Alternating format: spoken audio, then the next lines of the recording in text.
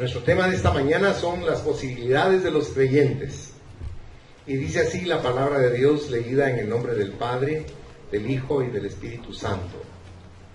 Por esta causa doblo mis rodillas ante el Padre de nuestro Señor Jesucristo, de quien toma nombre toda familia en los cielos y en la tierra, para que os dé, conforme a las riquezas de su gloria, el ser fortalecidos con el poder en el hombre interior por su Espíritu, para que habite Cristo por la fe en vuestros corazones, a fin de que, arraigados y cimentados en amor, seáis plenamente capaces de comprender con todos los santos cuál sea la anchura, la longitud, la profundidad y la altura, y de conocer el amor de Cristo, que excede a todo conocimiento, para que seáis llenos de toda la plenitud de Dios, y aquel que es poderoso para hacer todas las cosas, mucho más abundantemente de lo que pedimos o entendemos, según el poder que actúa en nosotros, a Él sea gloria en la iglesia de Cristo Jesús, por todas las edades, por los siglos de los siglos.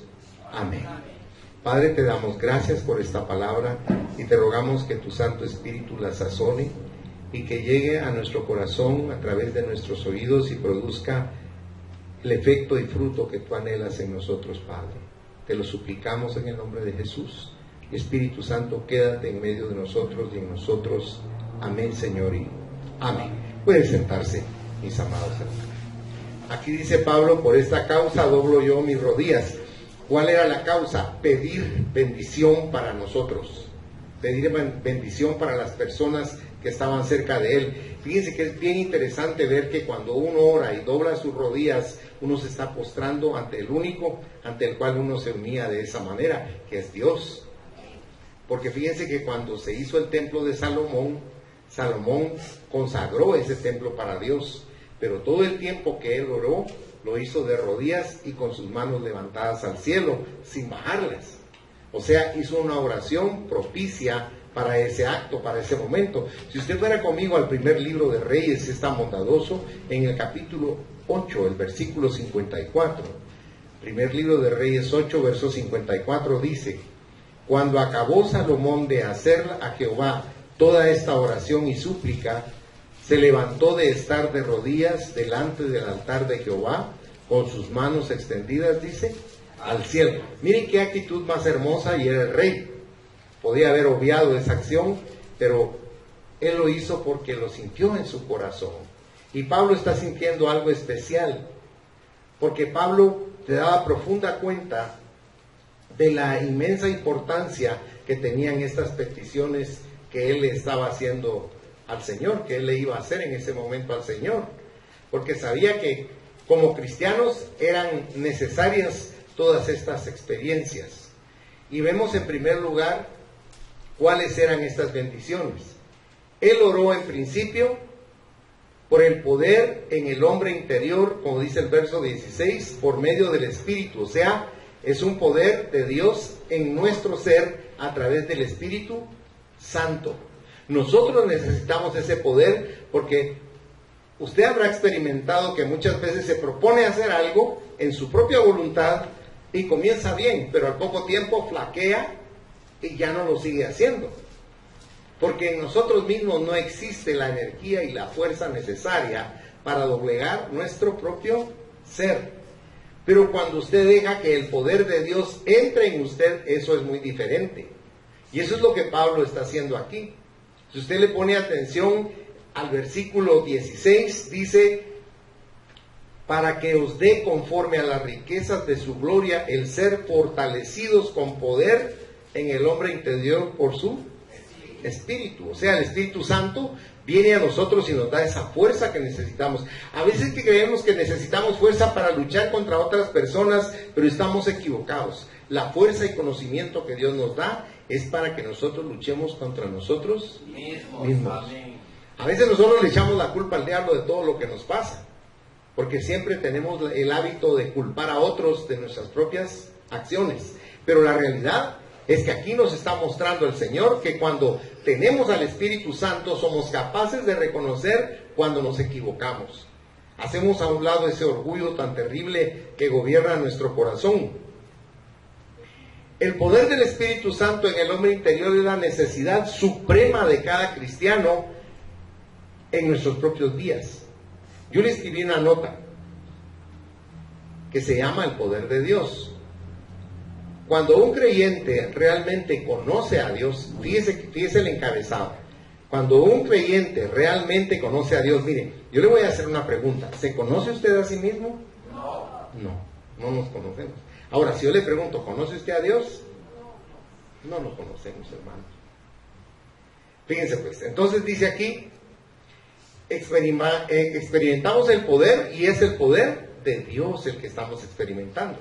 Si usted fuera en su Biblia, por favor, se lo ruego, Efesios 1, verso 19.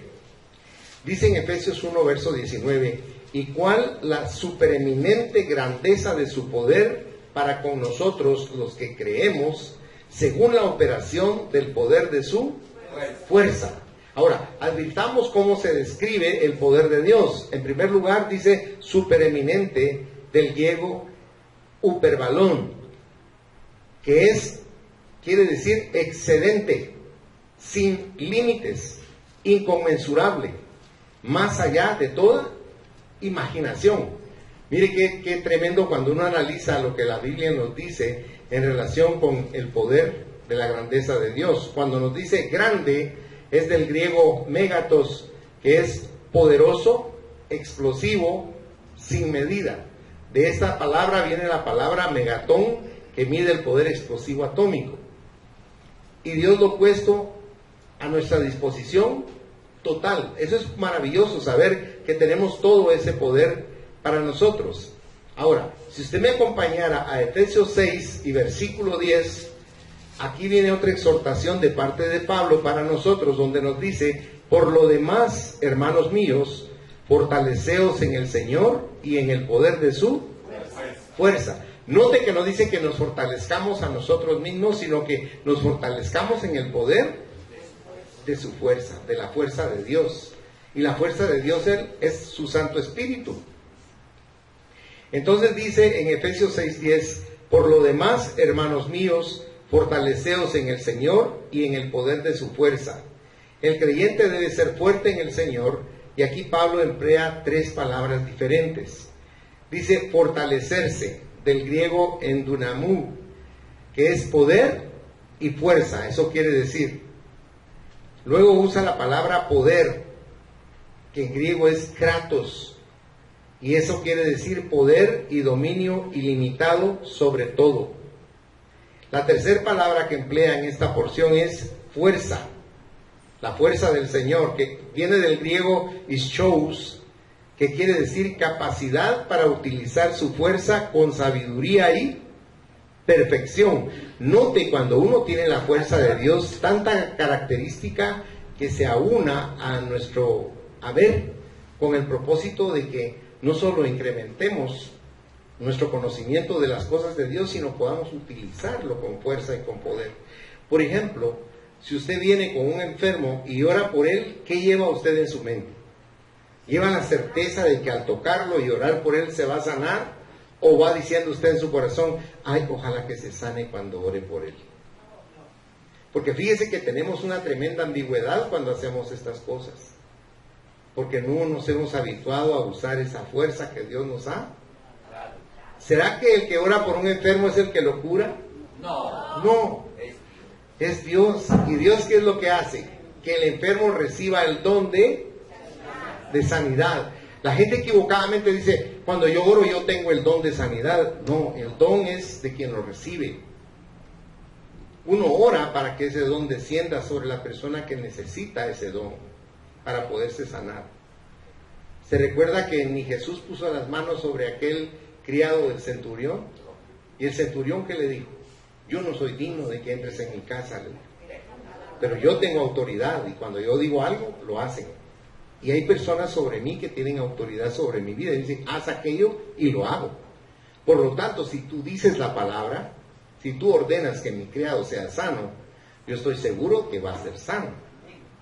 Y el Señor dice que se maravilló de ver la fe que este hombre podía contener en su corazón. Y el Señor le dijo que fuera hecho como él deseaba.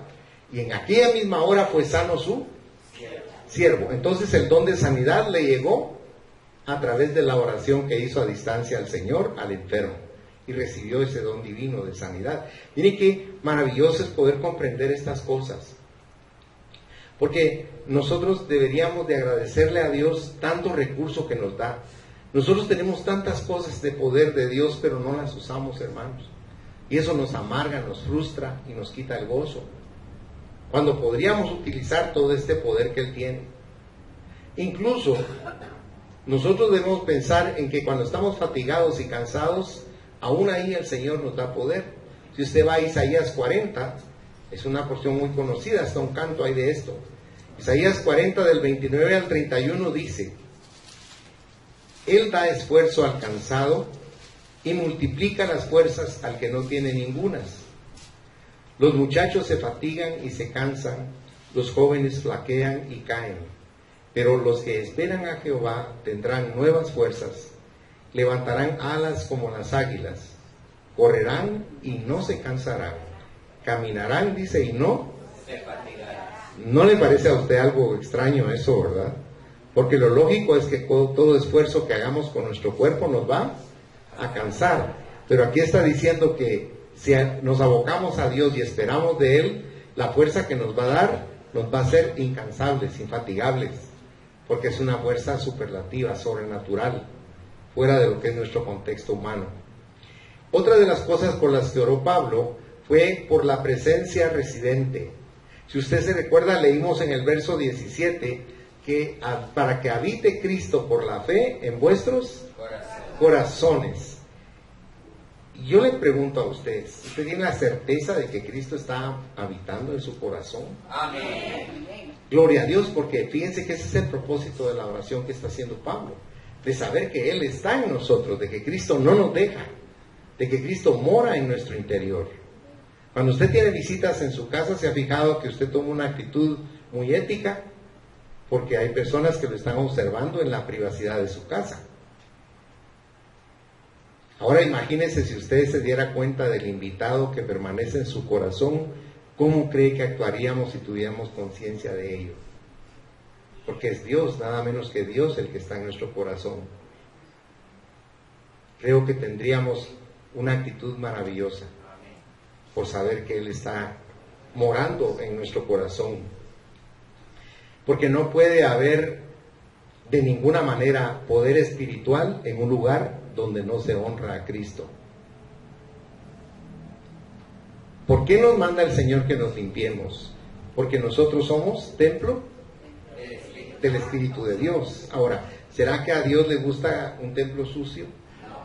No, por eso Él está pidiendo que nosotros estemos limpios en nuestro interior. Y lo que más nos aflige es decir, ¿y cómo me limpio? Y hay tantas maneras, pero por decirle una de tantas, en la primera epístola de Juan, en el capítulo 1, dice en el versículo 9, que si confesamos nuestros pecados, Dios es fiel y justo para perdonar nuestros pecados, y luego, ¿qué agrega? Limpiarnos de toda maldad. O sea, nosotros tenemos los recursos que Dios nos ha dado. Cuando usted piense en algo dificultoso, algo difícil para su vida o algo que usted tiene que alcanzar, por favor no piense en sus recursos, con todo respeto.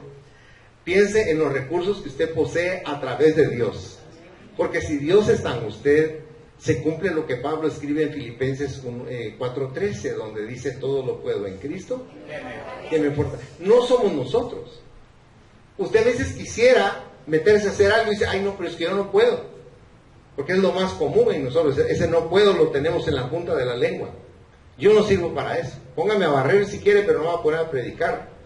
Pero la realidad es que nosotros no hacemos esas cosas por nosotros, sino las hacemos porque el don de Dios viene a nosotros y lo utilizamos para poderlo desarrollar. Si Él está morando en nuestro interior, considere qué poder el que usted está albergando en su corazón. Porque es Dios viviendo en nuestro interior. Él hace morada en nosotros y eso es inalterable porque es voluntad de Él estar ahí. Él dijo que no iba a habitar en templos hechos por la mano del hombre, sino en nuestro cuerpo. Es maravilloso, eso a mí me llena de gozo en mi corazón. También oró Pablo por la estabilidad de carácter. Miren, ¿Somos enojados, sí o no, hermanos? ¿Nos enojamos con facilidad? Ustedes no, pero la gente de afuera sí se enoja fácilmente. Ustedes, gracias a Dios, no se enojan. La realidad es que no entendemos que hasta en eso Dios nos da la ayuda que necesitamos. Si usted va a la segunda epístola de Timoteo, en el capítulo 1 y versículo 7, Pablo le habla a este joven que fue educado por su mamá y por su abuela. No había la figura de un hombre ahí, sino eran dos mujeres quienes lo crearon a él. Este joven haber sido un joven timorato, ¿verdad? Y Pablo le dice, porque no nos ha dado Dios un espíritu de cobardía, le dice, sino un espíritu de poder, de amor y de dominio propio. O sea, cuando nosotros entendemos que Dios está en nuestro corazón, Él es el que nos ayuda a que modelemos y refrenemos los impulsos de nuestro temperamento, de nuestro carácter. Dice que hasta en esos detalles está Dios pendiente con cada uno de nosotros. Es algo que no lo podemos comprender. Dice arraigados y cimentados en amor. ¿Por qué dice arraigados? Eso viene de raíz. O sea, el crecimiento que Dios nos da es un crecimiento formidable, porque nos hace crecer en nuestras raíces con firmeza, nos hace crecer con amor y nos hace crecer con ese mismo amor para arriba también, porque Él edifica nuestra vida con amor. Es algo que hace Dios, no lo hace usted ni lo hago yo, es Dios el que está haciendo estas cosas. Para mí es bien importante que usted descanse en el Señor, que usted confíe en Dios, porque la fe hace eso. Nosotros queremos hacer las cosas, pero debemos aprender que las debemos hacer confiando en la ayuda y el poder de Dios. ¿Cómo conquistaron tantos reinos cuando entraron a la tierra prometida si no tenían la logística de un ejército para hacerlo?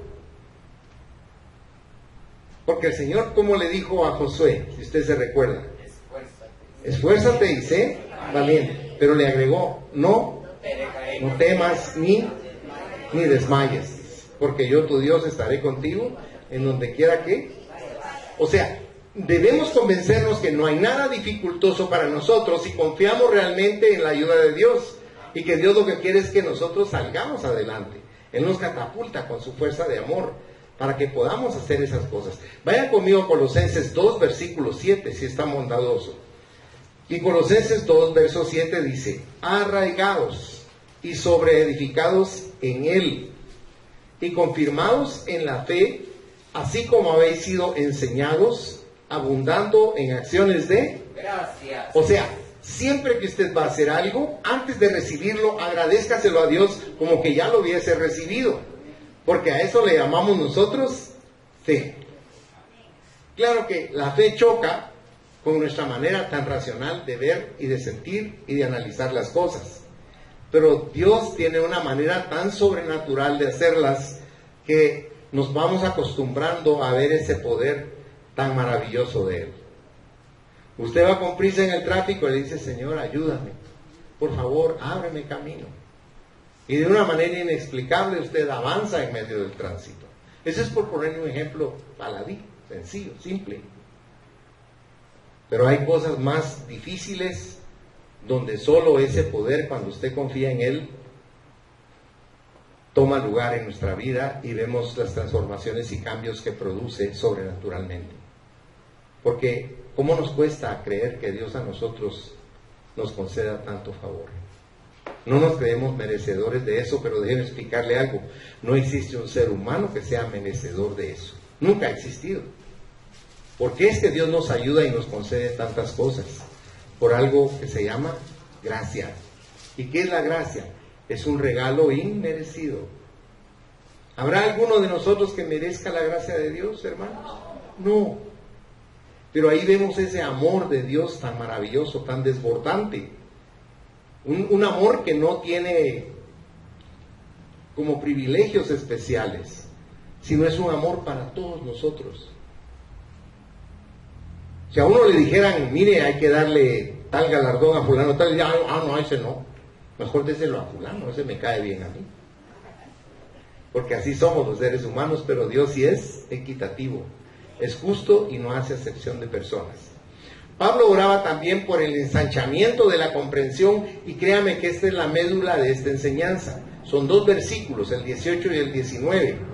Y cuando está hablando de esto, no está hablando de una figura geométrica, porque recuerde que ahí dice: seáis plenamente capaces de comprender, note, con todos los santos. O sea, no solo usted, sino todos los demás deben comprender cuál sea la anchura, la longitud, la profundidad y la altura, y de conocer el amor de Cristo que excede a todo conocimiento. ¿Para qué dice su Biblia? Para que seáis llenos de ¿qué? De toda la plenitud. Imagínense todo el poder de Dios contenido en nosotros. Y ahí vuelve a entrar nuestra manera de pensar, ¿verdad? Yo no merezco semejante poder, pero no es porque lo merezcamos, sino porque le abrimos nuestro corazón a Cristo, y al entrar Él en nosotros, Él contiene la plenitud de la deidad. Y eso es algo que Dios nos quiere dar a nosotros siempre. Por eso es tan interesante poder analizar esto que Pablo nos enseña. Y yo quisiera compartirle en esta mañana una segunda nota que le escribí en relación con esto. Efesios 3:18. Las dimensiones que se mencionan aquí son generalmente consideradas como referidas al amor de Cristo, aunque el texto no lo dice así. De hecho, el amor de Cristo es mencionado por separado en la siguiente cláusula. Si lo que se quiere expresar es el amor de Cristo, entonces la conexión podría mostrarse como sigue. La anchura es el mundo. Juan 3:16, ¿cómo dice? Porque de tal manera amó Dios al mundo, que ha dado a su Hijo unigénito, para que todo aquel que en Él cree no se pierda, mas tenga vida eterna. La longitud es para siempre. Si usted va a 1 Corintios 13, versículo 8, ahí dice la palabra: el amor nunca deja de ser, pero las profecías se acabarán, y cesarán las lenguas, y la ciencia, dice, acabará. Todo se va a terminar, pero el amor no. Es la longitud de amor de Dios. Pero luego nos habla de la profundidad. Esa profundidad es hasta la muerte, y muerte de cruz. Mire, ¿tiene usted algún ser querido, algún ser cercano o a su propia familia que usted está 100% seguro de que si a usted lo fueran a matar, esa persona llegaría y dice: no maten a él, mátenme a mí? No hay quien haga eso, hermano. Muchos padres dicen: yo doy mi vida, mis ojos, mis brazos, lo que sea por mis hijos, pero es solo un decir. Dios no dijo nada, pero nos dio a su único Hijo para tomar nuestro lugar y morir en la cruz por nuestras culpas y pecados. Mire qué amor. Es algo tan formidable, tan profundo. Vaya conmigo a Filipenses capítulo 2, versículo 8, si es tan bondadoso. Dice en Filipenses 2:8: y estando en la condición de hombre, hablando de Jesucristo, se humilló a sí mismo, haciéndose obediente hasta la muerte, y muerte de cruz, una muerte atroz, terrible. Ahora, la cuarta dimensión es la altura, el cielo. Y para eso le voy a rogar que vaya a la primera carta de Juan, en el capítulo 3, vamos a leer los versículos 1 y 2, que dice: mirad cuál amor nos ha dado el Padre, para que seamos llamados hijos de Dios. Por esto el mundo no nos conoce, porque no le conoció a Él. Amados, ahora somos hijos de Dios, y aún no se ha manifestado lo que hemos de ser. Pero sabemos que cuando Él se manifieste, seremos semejantes a Él, porque le veremos tal como Él es. Mire qué precioso esa promesa, porque usted no se puede ver ahorita como Jesús. Usted no puede sentir que usted sea hermano o hermana de Jesús verdaderamente, pero lo somos. Lo somos, porque los méritos son de Cristo, no de nosotros. Miren, estas cosas espirituales cuesta tanto poderlas aceptar, digerir, porque no encajan con nuestra manera ordinaria de pensar. Pero recuérdense que este es un plan no de nosotros, sino es un plan de Dios. Él lo creó. Él quería amarnos, salvarnos, bendecirnos, prosperarnos, levantarnos y que fuéramos felices, que disfrutáramos de todo. Que usted abriera sus ojos y viera el sol brillar y dijera, ¡ah, qué lindo, qué día más hermoso! Y si está nublado, decir, ¡ah, qué lindo! Vas a lavar toda la ciudad, Señor, con tu agua preciosa. O sea, Dios quisiera que tuviéramos un punto de vista diferente de la vida del que ordinariamente tenemos. Y perdón, no estoy filosofando. Estoy tratando de comunicarle lo que Dios quiere que nosotros sintamos. Porque Dios quiere que seamos verdaderamente llenos de gozo. Usted va a ver gente o va a conocer gente que tiene todo lo material que usted podría desear. Pero pregúntese en su corazón, ¿es feliz esa persona o esas personas? Y usted va a descubrir que el poseer cosas no nos hace felices. Pero el tener a Dios en nuestro interior con conocimiento nos da gozo. Bendito sea su nombre. Alabado sea Dios. O sea, hay tanto horizonte siempre delante de nosotros y detrás de nosotros. Eso es bien importante. Y cuando hayamos estado contemplando el rostro de nuestro Señor Jesucristo por milenios allá en el paraíso con Él, su hermosura será tan exuberante, fascinante e insondable como cuando lo vimos por primera vez desde la puerta del paraíso. Estas son pues las dimensiones de la inmensidad y ciertamente del infinito amor de Dios por nosotros. ¿Sabe? Yo me siento dichoso de leer esto porque eso es para mí. Pero usted se debe apropiar de esa bendición y diciendo, eso es para mí también. Amén. Porque es para cada uno de nosotros. Mire, cuando usted logra descubrir cuánto lo ama a Dios, usted comienza a pensar de manera diferente. Porque a nosotros nos condicionan muchas cosas. ¿Nos gustan los problemas? No. Para ser felices no quiero problemas. Huimos de los problemas. ¿Nos gusta no tener dinero? No, porque nos hace infelices. Observe a las personas cuando tienen dinero y va a ver cómo andan de optimistas. Por eso le digo yo que hasta el cambiado nos cambia cuando tenemos dinero. Pero cuando la gente no tiene dinero, anda con el pico caído. Pero cuando usted tiene la certeza de que es hijo o hija de un todopoderoso Dios, el cual va a ser su proveedor integral en todo lo que usted necesite el resto de su vida, usted tiene una manera de vivir y de sentir diferente. Porque no está confiando en cosas, está confiando en el Creador de todo. Y Él no lo va a dejar ni lo va a desamparar, jamás. Y usted va a Hebreos capítulo 13, versículos 5 y 6, ahí lo dice claramente el Señor. Sean vuestras costumbres sin avaricia, dice, contentos con lo que tenéis ahora, porque Él dijo, no te dejaré ni te desampararé. De manera que podemos decir confiadamente desde nuestro corazón, el Señor es mi ayudador, no temeré lo que me pueda hacer el hombre. Dios no se cansa de hablarnos, de exhortarnos, de darnos ánimo, pero nos cuesta tanto, hermanos. Somos tan condicionados a las circunstancias y deberíamos de vivir felices porque Él está en nosotros. Bendito sea su nombre. Alabado sea ese Dios del cielo.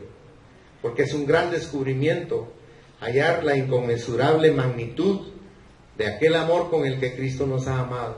Ahora yo le pregunto, ¿quién lo puede separar a usted del amor de Cristo? Vaya a Romanos capítulo 8, si está amable, versículo 35, que ahí dice, ¿qué nos separará del amor de Cristo? ¿Tribulación, o angustia, o persecución, o hambre, o desnudez, o peligro, o espada? Nada nos puede separar de ese amor. Por supuesto, déjeme aclararle algo. Usted en su arrogancia y su orgullo y su soberbia puede separarse de ese amor y decir, no lo quiero. Tal vez no lo diga de esa manera, pero lo hace con sus actitudes, como que no necesitara a Dios. Y no hay un ser humano que no necesite a Dios, hermano. Amén. Todos lo necesitamos a Él. Ahora, también Pablo oró por la satisfacción permanente y completa. Si usted va al verso 19 conmigo, dice, y de conocer el amor de Cristo que excede a todo conocimiento, para que seáis llenos de toda la plenitud de Dios. Mire, dentro de la sabiduría humana podríamos pensar en Sócrates, que era un pensador nato. Cuando usted lee, por ejemplo, los diálogos de Platón, usted se asombra cuando lo analiza desapasionadamente, cómo este hombre podía razonar en esa época de la forma en que lo hacía. Porque ahora usted, si tiene dudas de algo, va a chovar a internet y ahí le encuentra cualquier respuesta. Pero déjeme explicarle que en esa época ni siquiera papel usaban. Lo que utilizaban para poder enseñar en la academia era el piso, y sobre el piso con una vara hacían las ecuaciones que hacían. Era algo increíble todo lo que podían hacer ellos, porque usaban profundamente su mente. Ahora, Sócrates está considerado uno de los pensadores y sabios más grandes que han habido. Sin embargo, era un hombre tan consecuente con lo que estamos platicando esta mañana, que él dijo algo que usted lo conoce de memoria, que dijo: yo solo he aprendido que no sé nada. O sea, el conocimiento era tan vasto ante él, que él consideró que lo que él conocía, aunque era mucho, era sumamente diminuto en relación con lo que es la sabiduría. Ahora, hablando de sabiduría, si usted vuelve conmigo al verso 19, note cómo estamos leyendo aquí, que dice: y de conocer el amor de Cristo. O sea, no conocemos ese amor, porque aquí dice que excede a todo conocimiento, para que seáis llenos de toda, dice, la plenitud de Dios. Mire, acompáñeme a 1 Corintios, en el capítulo 1, si es tan bondadoso, y va a ver algo muy característico del ser humano. 1 Corintios, capítulo 1.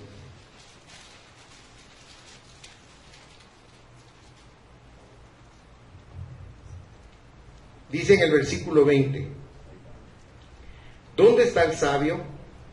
¿Dónde está el escriba? ¿Dónde está el disputador de este siglo? ¿No ha enloquecido Dios la sabiduría del mundo? Verso 21: pues ya que en la sabiduría de Dios el mundo no conoció a Dios, mediante la sabiduría agradó a Dios salvar a los creyentes por la locura de la predicación. O sea, está hablando de que la verdadera sabiduría está contenida en el Evangelio de Dios. Porque ¿qué es el Evangelio? Son buenas noticias, pero son buenas noticias de Dios. No son filosofías, doctrinas o conocimientos humanos, sino es un conocimiento profundísimo de Dios, el cual nos está revelado a nosotros por gracia y misericordia. Si usted va aquí mismo en el capítulo 2, el capítulo 2, versículo 6, dice Pablo, aquí en 1 Corintios 2, 6, sin embargo, hablamos sabiduría entre los que han alcanzado madurez, y sabiduría no de este siglo, ni de los príncipes de este siglo que perecen, mas hablamos sabiduría de Dios en misterio, la sabiduría oculta, la cual Dios predestinó antes de los siglos para nuestra gloria, la que ninguno de los príncipes de este siglo conoció, porque si la hubieran conocido, nunca habrían crucificado al Señor de gloria. ¿Se da cuenta? Ahora, ¿quién aprecia la sabiduría que hay en la palabra de Dios? ¿Quién aprecia eso? Si usted va, por ejemplo, a oír a Vicente Fernández, tiene que hacer cola 2 horas, pero las hace contento, fíjese, porque va a ir a oír a Chente. Si lo tienen 3 horas sentado ahí para que aparezca el cuate y cante, usted se las espera contento y feliz. Pero usted viene a la iglesia y está aquí 30, 45 minutos, está desesperado por estar aquí. ¿Sabe por qué? Porque en su corazón no quiere recibir el conocimiento de Dios. Y perdone que se lo diga con franqueza, pero seamos justos y honestos. No nos gusta recibir el conocimiento de Dios. Cualquier otra cosa del mundo nos roba el corazón y allá andamos despetacados por ir ahí. No va a ser una fiesta, una ida a un lugar donde nos gusta ir, porque ahí vamos despetacados y felices. Dios hay que comer. Pero cuando usted come el alimento de Dios, el manjar precioso de la palabra, usted se aburre en la iglesia y cuesta que ponga atención. Y peor si le cae mal el predicador, desesperado porque termine y que se vaya de aquí. Pero déjeme decirle algo, usted no vino aquí a oír un predicador, usted vino a oír la palabra de Dios, para llenarse de conocimiento, para aprender lo que usted no quiere aprender, para dejar entrar en su corazón la palabra divina de Dios, el amor que Él tiene por nosotros. Miren, hermanos, seamos justos y honestos, No nos gusta dejar en nuestro corazón entrar el amor y el conocimiento de Dios, porque nosotros le llamamos a lo malo bueno y a lo bueno le llamamos malo. Yo no sé Dios cómo tiene tanta paciencia con cada uno de nosotros, hermanos. ¿Usted cree que preparar un mensaje es solo agarrarlo y lo que salga en la Biblia? Son 12 horas, hermano, de estar estudiando, y no se lo digo por hacerme la víctima, pero yo quiero que usted coma buen pasto. No importa que la manada sea pequeña, pero ¿cuál es mi atribución? Honrar a Dios buscando buen pasto. ¿Para qué? Para que usted se nutra, para que usted crezca, para que usted madure, para que usted sea una persona segura espiritualmente, para que no vacilen ni lo engañen, para que usted no conozca la verdad mía, sino la verdad de Dios. Jesucristo dijo: yo soy el camino y la verdad y la vida, y nadie viene al Padre si no es por mí. Yo, si le digo algo desde este púlpito que no esté en la Biblia, le suplico encarecidamente, no lo reciba. Usted no tiene por qué recibir palabras mías, tiene que recibir palabra de Dios, porque eso es lo que a usted le va a valer: conocer al Dios de la gloria, conocer la palabra de Dios, conocer la sabiduría de Dios para su mismo beneficio. Usted perdería su tiempo si me viene a oír a mí. Venga a oír la palabra de Dios. Ponga su atención en el Espíritu, en Dios. No me mire a mí, solo escuche. Porque dice la palabra de Dios en Romanos 14:17 que la fe entra en usted por medio de escuchar con atención la palabra de Dios. ¿Quiere tener fe? Póngale atención a la palabra, a lo que el Señor le está hablando, a lo que el Señor le está compartiendo. Porque esa es la satisfacción completa que pedía Pablo, para que seamos plenamente llenos de la deidad, estemos llenos del conocimiento de Dios. Vaya por favor al Evangelio de Juan, capítulo 1, y mire lo que dice el versículo 16. San Juan 1:16 dice: porque de su plenitud tomamos, dice, todos. ¿Por qué dice eso? Porque un día usted le abrió su corazón a Cristo, y cuando Cristo entró en usted, entró la plenitud de Dios en usted. Pero no se queda ahí el versículo, sino dice: y gracia sobre gracia. Porque ustedes y yo recibimos de gracia el conocimiento y el amor de la sabiduría de Dios, pero también nosotros lo damos de gracia a las personas con las que podemos compartir. Porque eso es lo que Dios quiere. O sea, no recibimos un conocimiento para que de forma egoísta nosotros lo alberguemos en nuestro corazón y lo atesoremos como algo que es solo nuestro, sino que Dios quiere que nosotros lo que poseamos lo podamos compartir para beneficiar a las demás personas. Usted nunca se ha puesto a pensar que cuando usted le habla a alguien de la palabra de Dios, usted le está dando un gran regalo. No lo vemos así. Incluso nos da vergüenza a veces decirle a la gente que somos cristianos o que les vamos a hablar de algo maravilloso como es la palabra de Dios. Pero créame que usted, cuando le habla a una persona de las cosas maravillosas de Dios, le está haciendo el mejor regalo de su vida. Amén. Por eso dice Pablo: porque no me avergüenzo del Evangelio, porque es poder de Dios. Es un poder maravilloso. No le digo que usted entre a evangelizar a su jefe. Si Dios le da la oportunidad, lo va a poder hacer. Y le va a poder hablar, y Dios le va a llenar de gracia y va a poner las palabras en su boca. Pero no se avergüence del Evangelio. Le reitero, no le estoy hablando de religión, porque esa es una etiqueta que nos queremos poner y no vale la pena. Ninguna religión salva. Pero lo que sí vale la pena es que usted reconozca que es hijo de Dios o hija de Dios, porque ese es el título más grande que todo ser humano puede tener en esta tierra. No hay un galardón más grande que ser hijo de Dios. Todo título académico tiene un gran mérito porque es sacrificio y estudio, pero el mérito de ser hijo de Dios es solo de Jesús, porque Él lo consiguió para nosotros gratis, de gracia. La fuente inagotable. Si usted va conmigo al versículo 20, donde hemos estado, aquí en Efesios,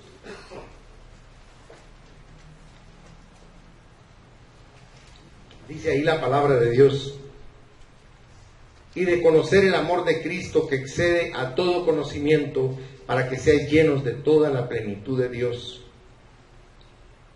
Porque estas grandes peticiones que estaba haciendo el apóstol Pablo, sabía que las estaba haciendo a un Dios grande y todopoderoso y lleno de gracia.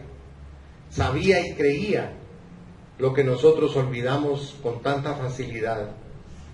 Y eso está en Romanos 8, versículo 32, y me permito leérselos en esta mañana. Dice Juan 8:32, el que no escatimó ni a su propio Hijo, sino que lo entregó por todos nosotros, note, ¿cómo no nos dará también con Él todas las cosas? ¿Cree usted que Dios le va a negar algo que usted le pueda pedir? No nos va a negar nada. Por supuesto, tenemos que pedir cosas que vayan en relación con Dios, ¿verdad? El Señor, que se muera fulano, ¿no? Eso no lo va a hacer el Señor. Pero la realidad es que Dios nos dice que nada de lo que le pidamos nos va a ser negado, porque su mano está abierta para bendecirnos. Incluso hay una porción en Hebreos 3 y 4 donde Él dice que las personas no quisieron entrar en su reposo, no creyeron en Él y no reposaron. Y eso nos pasa muchas veces a nosotros. Entramos en angustia y en ansiedad cuando estamos en una crisis porque no reposamos en el poder de Dios. Creemos que no vamos a poder resolver esa situación y entramos en crisis de estado de ánimo, decaimiento, puede venir hasta depresión a través de eso. Pero cuando usted logra confiar en Dios, usted se asombra de cómo el Señor abre tantas puertas. Recuerda que así dice en Apocalipsis 3, aquí yo abro una puerta que nadie puede cerrar. Cuando el Señor abre, nadie cierra. Y cuando Él cierra, también nadie abre, mis hermanos.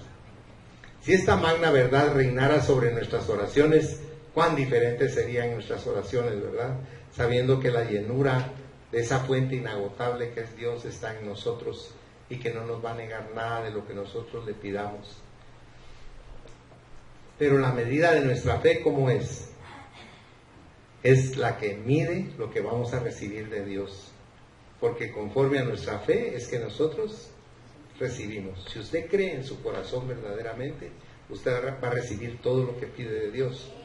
Pero si usted duda, dice Santiago 1:6, que es como la onda de mar, que va de una parte a otra y no llega a ningún fin. No recibe nada de Dios. Pero cuando usted cree como un niño, Dios lo honra. ¿Sabe una cosa? Dentro de la naturaleza de Dios no existe ni la mentira ni el engaño. Cuando Dios nos dice algo, Dios lo cumple. Dios lo hace. Él es maravilloso con cada uno de nosotros. Este poder obraba poderosamente en el apóstol Pablo. Yo se lo quiero mostrar. Podría ir en su Biblia al libro de los Hechos, si es tan bondadoso, el doctor Lucas, capítulo 19, versículos 11 y 12. Hechos 19, versos 11 y 12. Mire, aquí está hablando del poder que obraba y operaba en Pablo. Y aquí dice, y hacía Dios milagros extraordinarios por mano de Pablo, de tal manera que aún se llevaban a los enfermos los paños o delantales de su cuerpo, y las enfermedades se iban de ellos, y los espíritus malos, dice, imagínense, solo con tomar la ropa de Pablo y ponérsela a una persona, esa persona era beneficiada con el poder de Dios. ¿Por qué? Porque el grado de fe que tenía Pablo era muy grande. Ahora, yo le hago una pregunta retadora. ¿Qué le impide a usted tener la fe que tenía Pablo? Nada, así es. Porque eso está para usted. Es un regalo. Si usted quiere, lo toma, y si usted no quiere, no lo toma. Dios no fuerza a nadie. Dios no tiene hijos a la fuerza. Por supuesto, la característica del ser humano es la rebeldía. Al ser humano le dicen no y el ser humano dice sí. Veníamos ahorita en el automóvil y delante de nosotros venía un carro. Y las personas que iban en ese carro seguramente iban comiendo y toda la basura la tiraban por las ventanillas.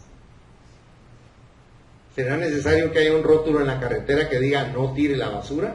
No. Había una campaña que hizo un hombre especial, periodista, y el nombre no era muy agradable porque decía no sea coche. Como que dice no tire la basura en la calle. Ahora, ¿por qué tuvo que expresar de esa forma tan peyorativa a esa campaña?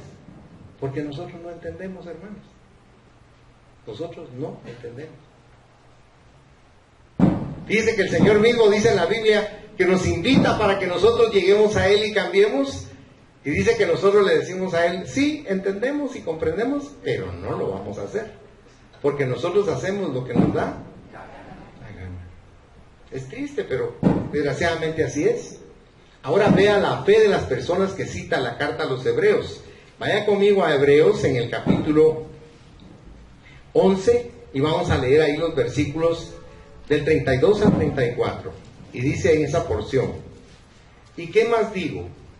Porque el tiempo me faltaría contando de Gedeón, de Barak, de Sansón, de Jefté, de David, así como de Samuel y de los profetas, que por fe conquistaron reinos, hicieron justicia, alcanzaron promesas, taparon bocas de leones, apagaron fuegos impetuosos, evitaron filo de espada, sacaron fuerzas de debilidad, se hicieron fuertes en batallas, pusieron en fuga ejércitos.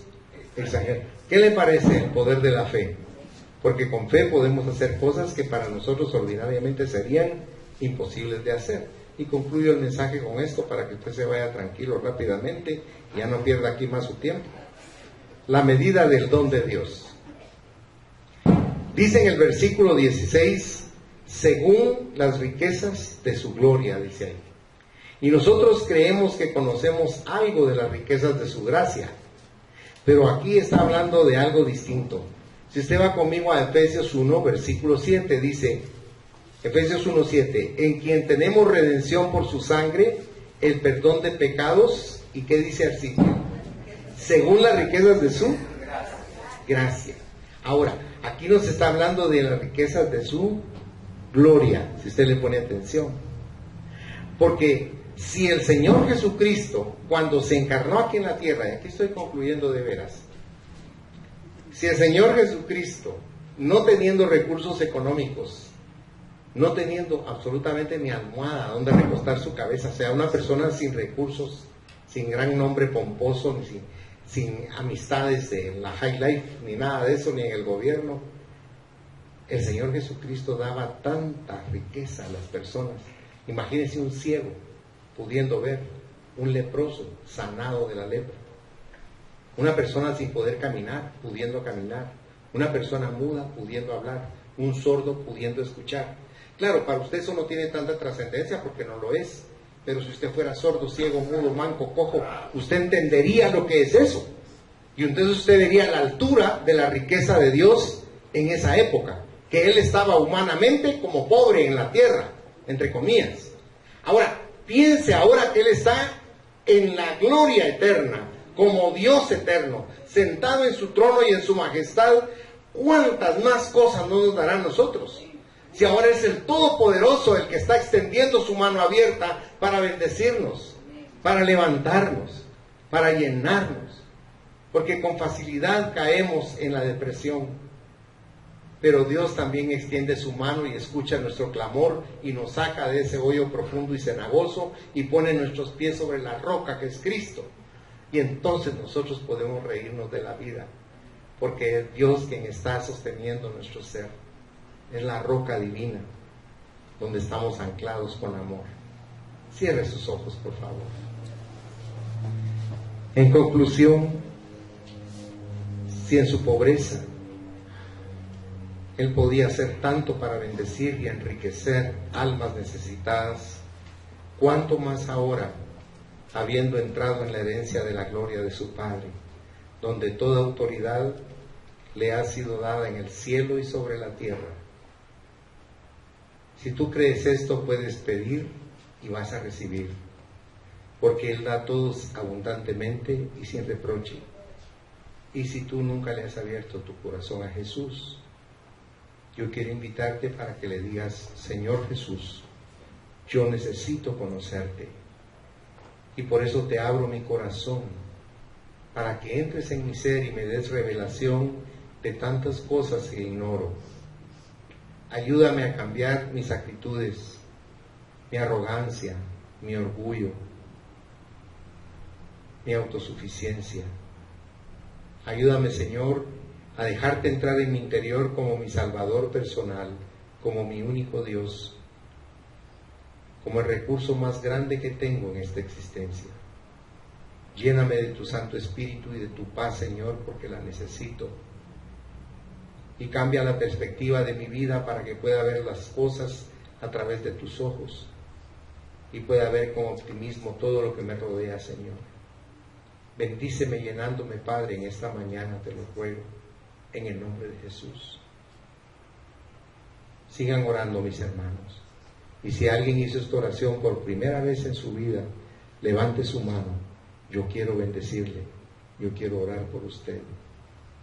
Yo quiero pedir a Dios que sature todo su ser.